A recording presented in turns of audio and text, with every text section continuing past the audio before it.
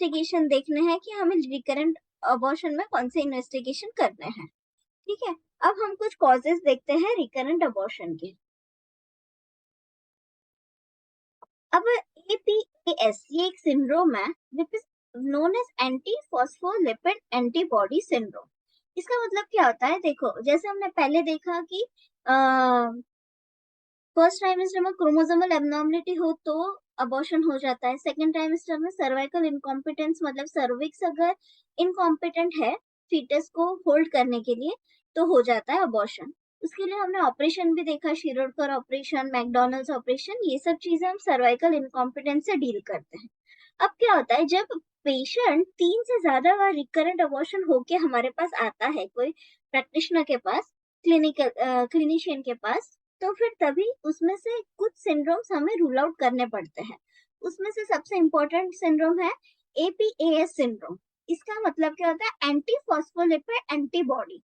अब इससे आपको समझ जाएगा कि ये ऑटो इम्यून डिसऑर्डर में से एक आता है। So it is a treatable auto immune disorder which is associated with recurrent second trimester pregnancy loss। मतलब पहले ट्राइमेस्टर में नहीं, पहले 12 वीक्स कुछ नहीं होता है, सेकेंड वीक में बार बार उसकी 3 से ज्यादा बार प्रेगनेंसी में सिर्फ सेकेंड ट्राइमेस्टर में ही प्रेगनेंसी लॉस हो रहा है पेशेंट को, तभी ये सिंड्रोम पाया जाता है। ये 15% of cases of recurrent pregnancy loss में ये पॉजिटिव आता है APAS सिंड्रोम। ठीक है, इसमें क्या होता है ये सिंड्रोम में कि anti-phospholipid antibodies are the acquired antibodies which targeted against phospholipid beta-2 glycoprotein। इसका क्या मतलब होता है कि बॉडी खुद ही एंटीबॉडीज बनाती है और वो फॉस्फोलिपिड बीटा-2 ग्लाइकोप्रोटीन के अगेंस्ट टारगेट होती है। और वो कौन सी एंटीबॉडीज है, वापस MGA। तो हम कैसे याद रखेंगे कि कुछ एंटीबॉडीज का पीछे लगना रिकरेंट प्रेगनेंसी लॉस करता है। सो मागे लगना, जैसे मराठी में बोलते MAG, ऐसे याद रखना है। MAG अगर हो पॉजिटिव आइसोटोप्स तो फिर वो एंटी फॉस्फोलिपिड एंटीबॉडी डेवलप हुई है, ऐसे हमें समझना है। और इसकी वजह से क्या होता है, एंटी फॉस्फोलिपिड एंटीबॉडी सिंड्रोम में दो चीजें पाई जाती है। एक तो थ्रोम्बोसाइटोपिनिया मतलब थ्रोम्बोसाइटोपिनिया, और हिमोलाइटिक एनीमिया मतलब क्या होता है, एक तो प्लेटलेट्स बहुत कम होते हैं और एनीमिया मतलब आरबीसी का ब्रेकडाउन ज्यादा है और प्लेटलेट का लेवल्स कम है बॉडी में। ठीक है, अब एंटी फॉस्फोलिपिड एंटीबॉडी है, उसमें मोस्ट इंपॉर्टेंट कौन से होते हैं, दो। एक तो एंटी कार्डियोलिपिन एंटीबॉडी और दूसरा एंटी बीटा-2 ग्लाइकोप्रोटीन एंटीबॉडी। ठीक है, it is most commonly seen in patients with repetitive early pregnancy loss. और एंटी बीटा-2 ग्लाइकोप्रोटीन इसमें फॉल्स पॉजिटिव सिफिलिस टेस्ट होती है। मतलब अगर इसमें आप सिफिलिस का टेस्ट करवाओ तो वो फॉल्स पॉजिटिव होती है because of anti beta two glycoprotein antibodies. ठीक है, ये एग्जाम पॉइंट ऑफ व्यू से बहुत इंपॉर्टेंट टॉपिक नहीं है, बट ये सब नाम आपके माइंड में आने चाहिए और आपको गो थ्रू करना है। ठीक है, अब नेक्स्ट इज लुपस एंटीकोएगुलेंट। अब ये जो है ये मोस्टली SLE के पेशेंट में मिलता है। SLE एक ऑटो इम्यून डिसऑर्डर ही है। ठीक है, उसमें क्या होता है कि पेशेंट में क्या बोलते हैं, कोएगुलेंस होते हैं, एंटीकोएगुलेंस, उसका डिसऑर्डर होता है, फंक्शनिंग लॉस होता है। मतलब क्या, it was named so because it was found in patient with SLE and prolonged partial thromboplastin time।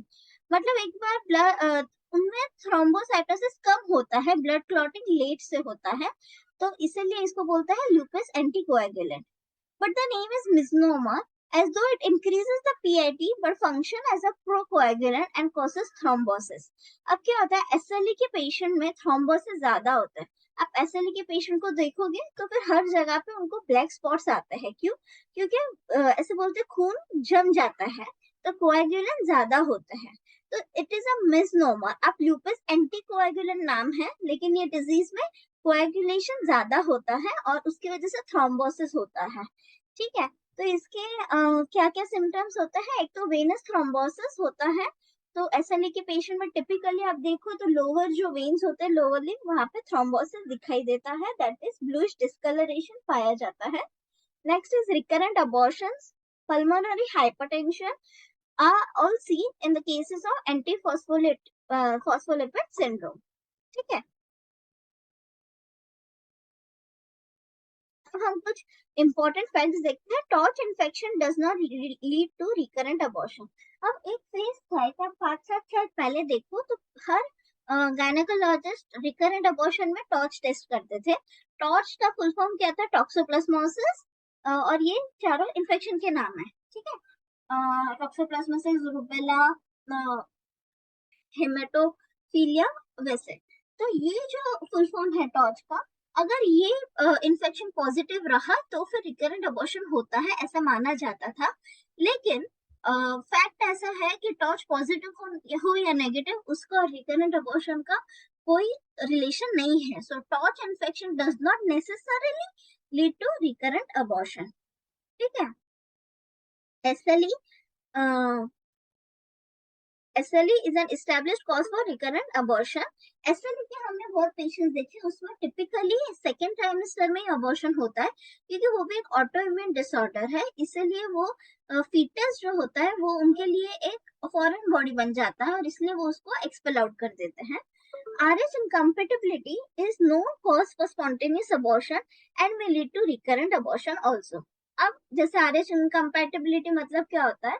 अगर मदर नेगेटिव ब्लड ग्रुप है, फादर पॉजिटिव ब्लड ग्रुप है, और बेबी का ब्लड ग्रुप भी पॉजिटिव है, तो क्या होता है? बेबी फर्स्ट डिलीवरी के टाइम बेबी और मदर के जो ब्लड मिक्स होता है, तो कुछ एंटीबॉडीज मदर के ब्लड स्ट्रीम में बन जाते हैं against the positive blood group.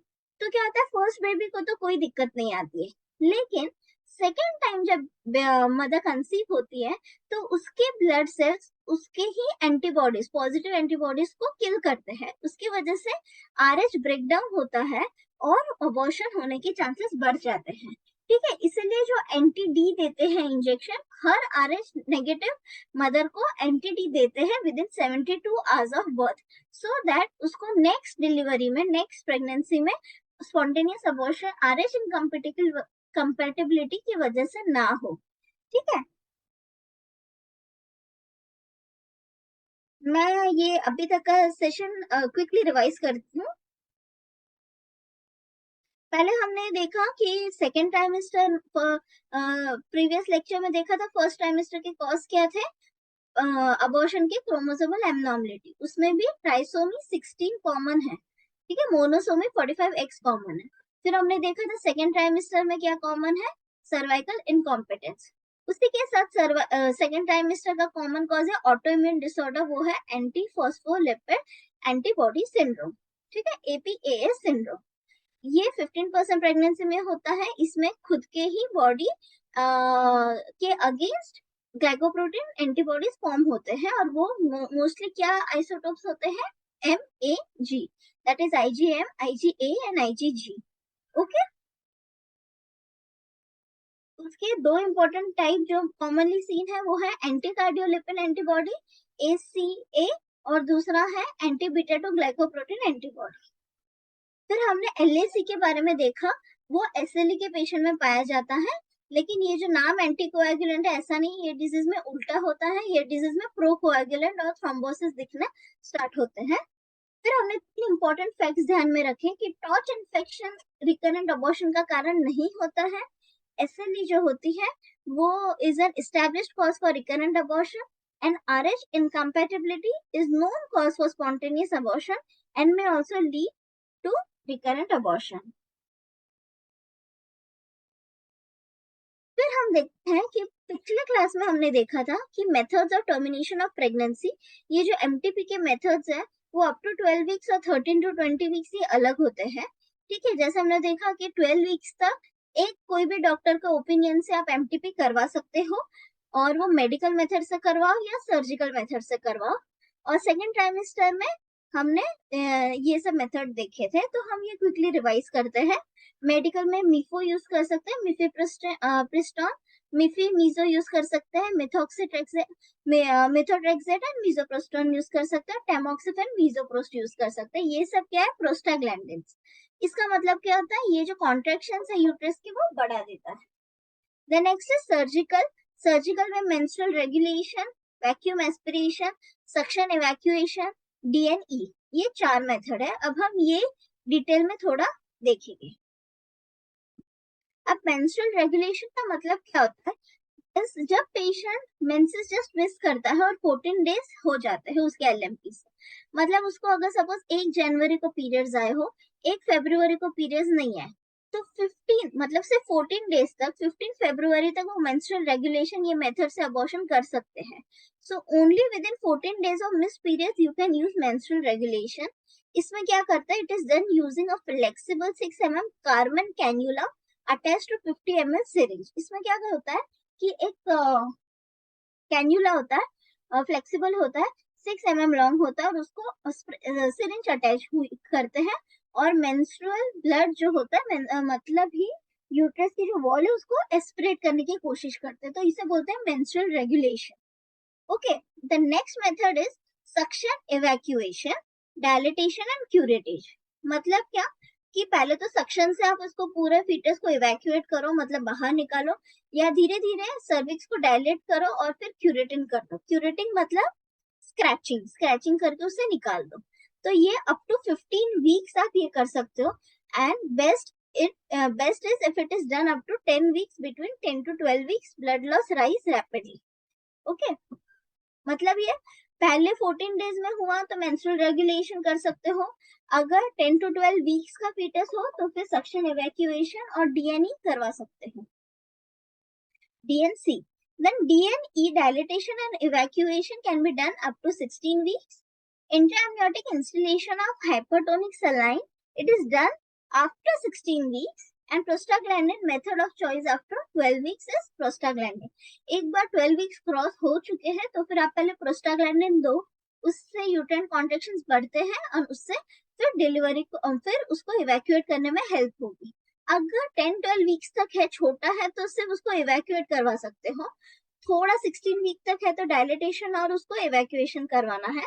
और menstrual regulation only till 14 days of missed periods.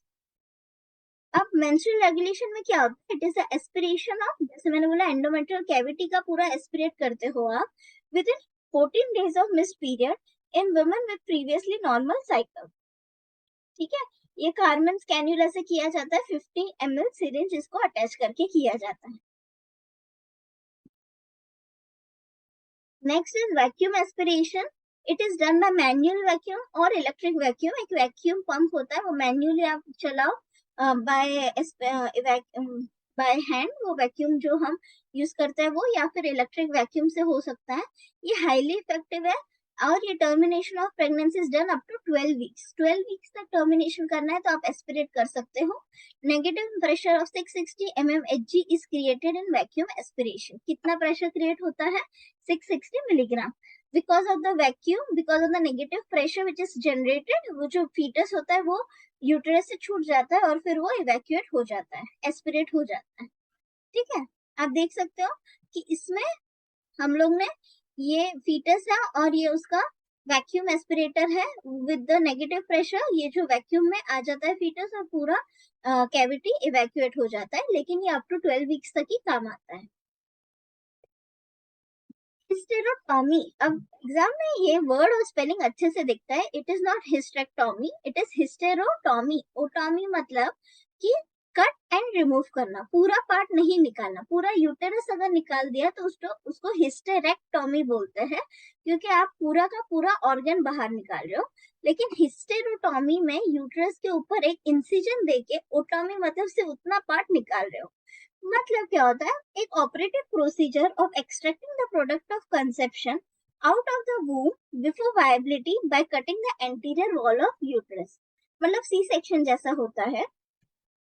Caesarean में कैसे आप वॉल ऑफ यूट्रस को एक कट मार के बेबी को बाहर निकालते हो, सिमिलरली प्रोडक्ट ऑफ कंसेप्शन को 28 वीक्स के पहले अगर ऐसे एक्सट्रैक्ट किया जाए by cutting anterior wall of uterus तो इसे हिस्टेरोटॉमी बोलते हैं। मेथड को बोलते हैं हिस्टेरोटॉमी। Now, mifepristone is not used in threatened abortion because it is abortifacient and that will cause termination of pregnancy. So it may be used for ectopic and shrinkage of fibroids. अब क्या होता है, mifepristone मैंने जैसे आपको समझाया कि वो एक प्रोस्टाग्लैंडिन होता है, उसकी वजह से यूट्रस कॉन्ट्रैक्ट होना बढ़ जाता है। थ्रेटेंड अबॉर्शन में जैसे हमने देखा, अबॉर्शन स्टार्ट हुआ है बट उस लेवल तक नहीं कि वो रिवर्स ना हो पाए, मतलब देयर इज अ चांस कि भाई प्रेगनेंसी कंटिन्यू हो सके। अगर ऐसा चांस है तो हम क्यों मिफेप्रिस्टोन देंगे? मिफेप्रिस्टोन से तो और प्रेगनेंसी टर्मिनेशन होने की दवाई है, इसलिए हमें नहीं देना है। तो मिफेप्रिस्टोन कौन से अबॉर्शन में नहीं देना है? तो थ्रेटेंड अबॉर्शन हो तभी मिफेप्रिस्टोन नहीं देना है। Most life threatening complication of septic abortion is respiratory distress syndrome. ठीक है, जैसे हमने बोला सेप्टिक अबॉर्शन सबसे डेंजर होता है, उसमें अबॉर्शन तो होता ही है बट पार्शियल होता है, और उसमें सब साइंस ऑफ बैक्टीरियल इन्फेक्शन मिलते हैं, पूरा पेल्विक रीजन का इन्फेक्शन होता है, फीवर होता है पेशेंट को, और डिस्चार्ज बहुत ज्यादा होता है, स्मेली डिस्चार्ज होता है। तो ये एक सेप्टिक फोकाई बन जाता है जो अबॉर्टिफिशिएंट होता है वो। तो और वो सबसे उसका कॉमन कॉम्प्लिकेशन क्या है? Life threatening. तो patient respiratory distress syndrome RDS में जा सकता है just because of that infection. Now DNC, suction and evacuation, a method of first trimester of pregnancy termination. अब हम जब डिस्कस किया है अभी कि ये जो दो मेथड है, डीएनसी करना और सक्शन करना, इवैक्यूएशन करना, ये सब फर्स्ट ट्राइमेस्टर मतलब 12 वीक्स तक के मेथड है। वैक्यूम इवैक्यूएशन ये मोस्ट कन्वीनियंट मेथड है अप टू 12 वीक्स, मतलब ये भी फर्स्ट ट्राइमेस्टर का ही है और ये सबसे कन्वीनियंट है। ठीक है, this is widely practised method today. DNC is the second most common method. अभी हमने ये देखा डीएनसी एंड सक्शन ये दोनों यूज करते हैं फर्स्ट ट्राइमेस्टर में, उसमें वैक्यूम इवैक्यूएशन फर्स्ट प्रेफर्ड है और सेकंड डीएनसी है। It is the second most common method of first trimester operations.